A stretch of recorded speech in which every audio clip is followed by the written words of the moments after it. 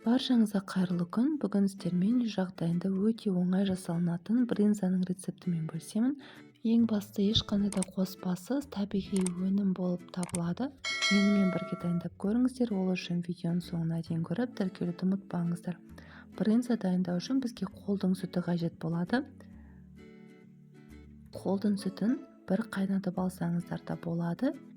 Егер сүтіңізге сенімді болсаңыз, алдын ала қайнатудың қажеті жоқ.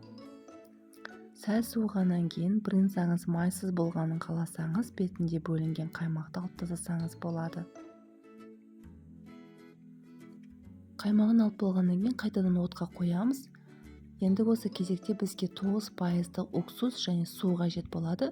Сүт дәл осылай көтеріле бастаған сәттен бастап уксус пен суды бір-бірімен араластырып, сүтке құйып, жақсылап араластырамыз. Осы сәттен бастап сүт жайлап іри бастайды, яғни сары су бөліне бастайды.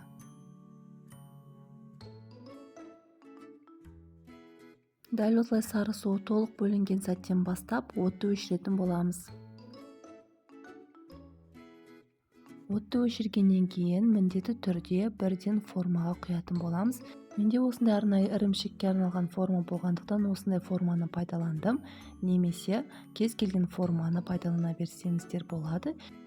Форма болмаған жағдайда марлені пайдалансаңыздар болады. Дәл осылай формаға салып шықтым. Астында бөлініп тұрған суды төгіп отырамыз. Және бетіне осылай тарелканы ыдысты қойып, престеп қоятын боламыз. 1 сағатқа қалдырып қоямыз. 1 сағаттан кейін бөлінген суын төгіп, екінші жағын аударатын боламыз. Сол кезде брынзаның формасы біркелкі әдемі болып шығатын болады. Тағы да 1 сағатқа қойып қоятын боламыз. Брынзаны кез келген формада жасай берсеңіздер болады, яғни ол сіздің пайдаланылып жатқан ыдысыңызға байланысты болады. 1 сағаттан кейін формадан алып пайдалана берсеңіздер болады.